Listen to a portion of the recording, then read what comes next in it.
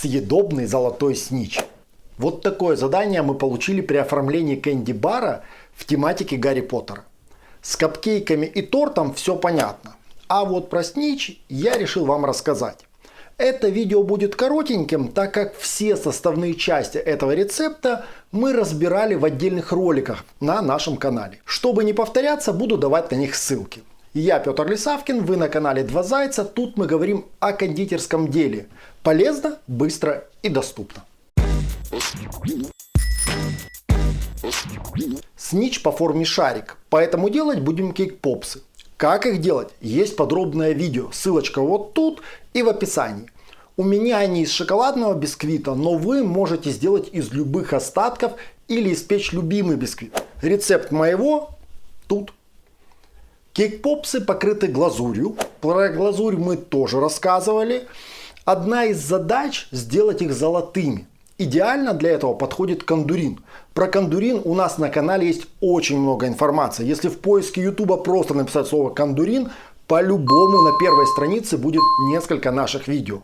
Покрывать кейк-попсы мы будем сухим способом.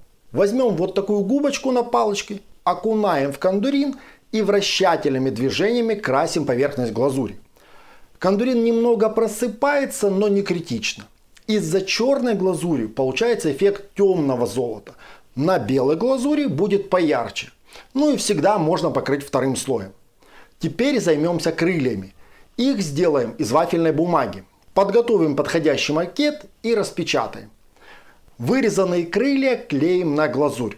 Про вафельную бумагу есть также отдельный плейлист. Форма наших кейк-попсов не совсем круглая. И это неспроста.